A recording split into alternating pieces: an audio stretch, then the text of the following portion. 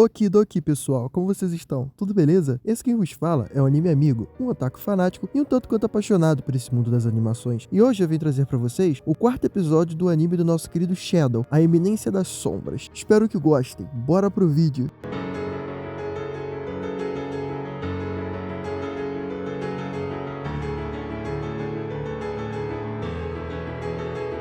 O anime começa com um grupo de bandidos sequestrando um trem que estava cheio de grãos e outros insumos. Os bandidos, depois de pagar muito de vilãozinhos, começam a falar a mando de quem eles estavam fazendo esse sequestro. E quando terminam de abrir a boca, as mulheres que estavam responsáveis pelo trem revelam ser da organização do Shadow e dizem que estavam apenas querendo confirmar essa informação, que os bandidos acabaram revelando. Elas, depois de bancarem bastante Shunibyo, acabam matando todo mundo. Na seguinte, vemos aqueles amigos do Shadow se gabando por terem comprado algumas roupas de marca. E bom, a alegria deles é cortada quando eles percebem que as roupas de marca, na verdade, eram xing-lings da pior qualidade. O Cid, ao ver a situação, começa a pensar que as roupas que ele usa foram fornecidas pela Alpha e a equipe dele. E também cai na real que a moda na capital está basicamente sendo ditada pela organização dele, pois as garotas também entraram no mercado de roupas após ouvir as ideias que o Cid trouxe do mundo dele. Ele vai embora e, ao chegar no seu quarto, ele veste uma fantasia e diz que agora vai ser chamado de John Smith. Vemos aqui a continuação do encontro do protagonista com aquela raposa que rolou no episódio passado. Eles começam a conversar sobre negócios. A raposa diz que uma coalizão econômica chamada Garter está tentando derrubar a sua rival, a Mitsugoshi, e comenta que enquanto as duas estão brigando, ela e o Shadow devem tentar derrubar as duas. Ela adverte o Shadow que tem um espadachim muito forte ao lado da corporação de Garter e diz que nunca esqueceria ele. Enquanto isso, vemos uma cicatriz enorme nas costas dela, fazendo uma alusão que foi ele que fez aquilo com ela. Ela diz que está ansiosa por essa batalha. A batalha decidiria o controle do comércio na capital real desse mundo. O anime corta para uma Black Fraud. O Cid começa a discorrer que essa promoção só está rolando por conta da entrada da Mitsugoshi no mercado, que é controlada pela Alpha, aliás. E a finalidade é derrubar a empresa que ela controla. Qual é, rapaziada? Então, eu vou comentar mais sobre isso no final do vídeo, junto com um puta aulão de economia que eu preparei. Mentira, modéstia à parte, claro. O Shadow diz que vai aproveitar essa briga e tentar derrubar a empresa de Garter, e nos destroços e conexões que ela tem, montar tipo uma Mitsugoshi 2.0 e deixar o controle na mão da Alpha. Um dos amigos do Shadow acaba quebrando alguma coisa de um comerciante e tendo que pagar. O Shadow, ao olhar o troco que ele recebeu, desconfia, e eles explicam que a cédula era uma cédula emitida pela coalizão de Garter, e a antiga cédula usada era emitida pela Mitsugoshi. O Shadow começa a recordar que ele disse algumas coisas sobre economia para Alpha e as garotas, que foi basicamente um maulão de padeiro, e fica surpreso com a pouca teoria que ele deu para elas conseguirem montar até um banco e um sistema monetário. Ele nota que elas aplicaram várias técnicas que impedem a falsificação da nota, como marca d'água e outras coisas, ao contrário da nota de Garter, que era uma nota simples e muito fácil de ser falsificada. Ele fica alegre e sai correndo com as notas por algum motivo. Um dos amigos do Cid, o dono do dinheiro, fica pistola, e o anime corta porque aparenta ser o restante da conversa dele com a raposa. Ele começa a falar que uma única moeda de ouro poderia ter o seu valor multiplicado em diversas, porém esse valor é apenas um valor fantasma. Ela pergunta se ele estava falando sobre a moeda papel, e ele diz que sim, e explica que o papel, que a população considera como dinheiro, na verdade é um voucher de reservas em ouro contido nos bancos. Ele simplifica. Suponhamos um caso em que ele deposita 10.000 zenes em ouro num banco. Então, ele receberia um voucher no valor de 10.000 zenes para gastar e usaria para fazer compras, por exemplo. A partir daqui, encarna um economista austríaco e começa a explicar sobre a reserva fracionária e outros altimos bancários que eu tentarei traduzir para vocês ao final do vídeo, para não ficar um vídeo muito longo e só quem quiser, bom, ver, né, assistir. Mas enfim, continuando. Ele diz que esses 10.000 depositados acaba de ter o seu valor dobrado, pois há 10.000 no banco e um voucher de 10.000, que corresponde a esse ouro. Ele diz que na teoria não teria problema nenhum, pois os 10.000 em ouro ainda estariam no banco, caso alguém quisesse sacar, e a moeda circulante, no caso papel, corresponderia apenas a esses 10.000 guardados. E aqui começa o problema no ponto de vista dele, pois o banco, além de emitir vouchers diretamente ligados ao ouro dos depositantes, também faz a prática de emitir crédito para a sociedade, usando esse mesmo ouro como garantia. A raposa completa dizendo que graças ao aparecimento da Mitsugoshi, a economia da capital estava em alta e tinha muita demanda por produtos e serviços, e as pessoas querendo aproveitar essa alta econômica estariam pedindo crédito adoidadas aos bancos, no caso o banco de Garter e o banco da Mitsugoshi, para poder expandir seus negócios, o que na prática ocorreria na impressão de mais desses vouchers por parte do banco, se baseando na reserva em ouro que ele tem. O Cid retoma o pensamento falando sobre uma das utilidades do papel moeda, que é a portabilidade e o fato além de também ser irrastreável. Ele finaliza dizendo que com esses elementos, o banco de Mitsugoshi poderia lucrar bastante na ponta financeira, cobrando juros sobre esses empréstimos, que não necessariamente estariam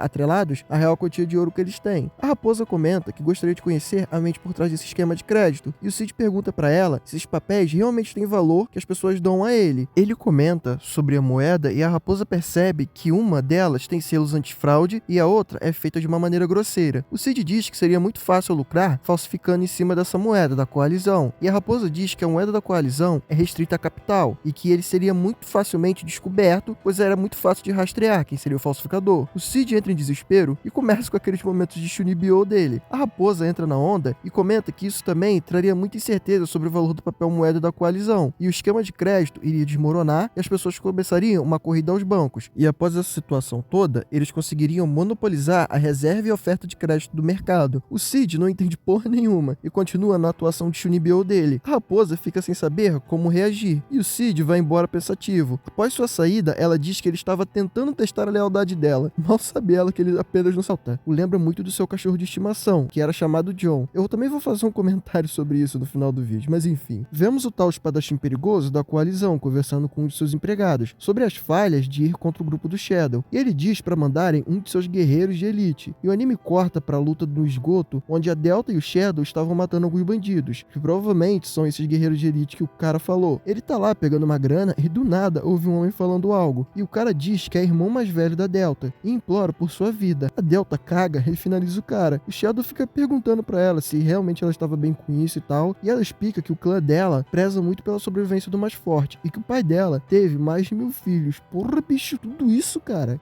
Cid, quando está indo embora com a Delta, comenta se deveria ir ao reino dela, e a Delta diz para ele derrotar o pai dela e virar o líder do clã. Assim, ele arranjaria 100 fêmeas para procriar, e ela diz que gostaria de ser uma dessas. O Cid nega e eles saem brigando do esgoto. Na cena seguinte, vemos o espadachim puto, pois o guerreiro que ele mandou foi derrotado, e ele diz que vai ter que resolver essa parada ele mesmo, de pro seu subalterno reunir os outros guerreiros de elite dele. Ele diz que ninguém deveria se opor ao grupo dele, enquanto ele segura esse amuleto com esse desenho. O cara vai embora atrás dos outros guerreiros de elite, e ele diz que a Mitsugoshi é muito tenaz e que esse é o motivo da ordem, que provavelmente esse grupo que ele estava falando está preocupada com eles. E bom, o anime termina com essa ceninha aqui. Bom, pessoal, esse início de arco foi bem introdutório e é normal esse tipo de coisa rolar. Eu achei bem legal que tivemos muitas informações sobre o que vai acontecer, e bom, parece que vai ser algo grande, e gostei também de ver esse papo cabeça sobre economia entre o Shadow e a raposa. E falando nesse papo, bom, peguem na mão do anime amigo que eu vou tentar trazer a luz do contexto para vocês. Antes de partir para a explicação sobre o plano do Cid em si, padrão ouro e outras coisas, eu vou mencionar aqui o que ele disse sobre aquelas ofertas que Garth estava praticando. Tomando por base que o conglomerado de Garth já estava consolidado na economia do país, aquelas promoções que eles bancaram para os seus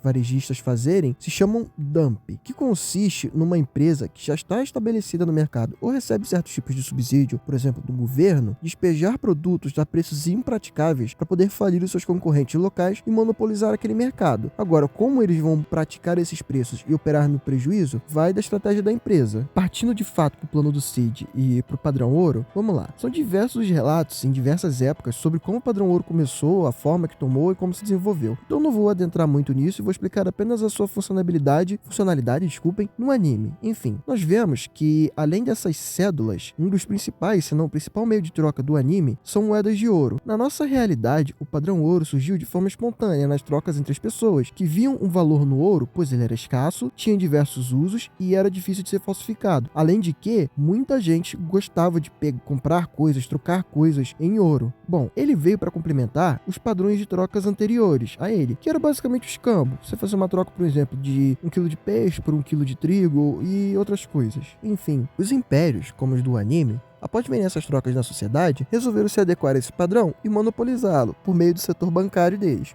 criando moedas de ouro do governo, que eram implementadas como moeda de troca oficial, pois isso facilitava também a cobrança dos impostos. Porém, ao decorrer do tempo, as pessoas perceberam que era arriscado e ineficaz carregar o ouro propriamente dito consigo. E dessa necessidade, nasce o padrão ouro, como apresentado pelo Shadow, onde você deposita o seu ouro em troca desses vouchers. Entretanto, na explicação do Shadow sobre o crédito, primeiro eu vou falar algo simples e óbvio, mas necessário. Normalmente o crédito é emprestado por uma instituição financeira dentro desse mecanismo de vouchers de ouro, que funciona basicamente como agiotagem. Por exemplo, o banco tem 1.000 moedas de ouro, depositadas de várias pessoas que confiam nele para reter essa riqueza. Eles emprestam esse valor e cobram juros. E vamos supor que eu pegue 100 vouchers de ouro como condição de pagar 110 para o banco. Logo, o banco ficaria inicialmente com 900 para emprestar para as outras pessoas, ou até mesmo para pagar o depositante iniciante, que depositou aqueles 100 que o banco emprestou. E caso um evento anormal, como todo mundo perder a confiança no banco ou precisar do dinheiro, acabe ocorrendo, o banco ainda teria a maior parte dos depósitos para pagar aos seus investidores. E bom, aqui entra a sacada do Shadow de minar a confiança nos vouchers dos Garter. Dado que foi explicado pelo Shadow, esse seria o ponto principal do seu esquema. Porém, eu vou introduzir outra informação aqui que ele meio que jogou e vai fazer sentido à medida que eu for explicando. Shadow, na conversa, diz que graças à entrada da Mitsugoshi no mercado real, houve um aumento forte nos produtos e serviços, que também levam a um aumento na demanda de crédito por parte de empresas e pessoas, tanto para expandir seus negócios quanto para começar novos. E aqui entra uma ferramenta chamada reserva fracionária, que em termos simples consiste no seguinte: usando o exemplo anterior, no cenário onde tem uma alta demanda por crédito dos bancos, nesse caso, o Banco Garter, na hipótese mais extrapolada que eu possa pensar, onde eles emprestam todas as suas reservas que têm consigo, que no caso seriam os 1.000 vouchers de ouro, isso geraria um problema. Caso alguns dos seus depositantes quisessem pegar o seu ouro de volta por algum motivo, vocês podem imaginar que, bom, eles não teriam para devolver. Isso geraria um entrave entre as partes. Porém, imagine um cenário onde eles, com garantia de uma entidade maior, por exemplo, o rei, começassem a emitir mais vouchers do que eles têm de ouro disponível, com a desculpa que o rei garantiria aos depositantes caso ocorresse algum problema. Ou pior, imprimissem vouchers na cara de pau mesmo. Isso seria uma espécie de reserva fracionária. E é aqui que entra o plano do Cid e a sua aposta, que consiste em fazer acontecer uma dessas situações, que no caso é de eliminar a confiança nos vouchers de Garter, imprimindo muito desses vouchers falsificados, o que causaria uma corrida ao banco por parte dos depositantes. E tanto no primeiro cenário, onde eles só emprestam o tanto que eles têm disponível em caixa, quanto o pior cenário, onde eles emprestam o que eles não têm, eles acabariam falidos. E no segundo cenário, isso provavelmente acabaria no desmanche de suas outras operações por parte do rei, que sofreria pressão dos nobres, pediriam ao rei para tentar embargar as outras empresas desse conglomerado para ter o seu dinheiro que foi depositado por eles de volta. E bom, agora como é que o Shadow tomaria vantagem disso para adquirir o conglomerado deles? Não dá para saber. Uma das minhas teorias é que por trás dos planos dele, ele entraria como um dos fiadores do banco e assumiria o controle, em troca de arrumar essa cagada. Mas como eu disse, é apenas uma teoria minha. E fica aqui de curiosidade também que o sistema de reserva fracionária que nós temos atualmente é muito diferente dessa teoria que eu tentei adaptar à realidade do anime. No nosso sistema econômico atual, os agentes bancários são subordinados a uma moeda única, que no caso do Brasil é o real, que não é lastreado no padrão ouro. Eu não vou explicar aqui sobre o fim de padrão ouro e esse tipo de coisa. O vídeo já tá bem longo, então vou deixar um link de um vídeo muito legal aqui pros curiosos. E esse esquema de reserva fracionária, onde os bancos emprestam mais dinheiro do que eles têm realmente, é replicado por todos os bancos de uma maneira que beira uma pirâmide financeira. E caso essa ferramenta sofra algum tipo de problema, a economia toda estaria contaminada, diferente da economia do reino, pois só Garter faliria. Enfim, depois dessa ponta fora da curva, eu vou me despedir de vocês. Obrigado por assistirem até aqui. Se puderem deixar um like e se inscrever no canal, vocês estariam ajudando esse otaku fanático a tentar viver do seu hobby favorito. E se tiverem alguma pergunta, recomendação, ou quiserem corrigir algumas das minhas falas, principalmente nessa parte mais teórica, sintam-se livres para fazer isso, mas com respeito. Ou não, se me xingarem eu xingo de volta, dá que eu dou outra. E é isso, pessoal. Obrigado por tudo e El Psy Congru.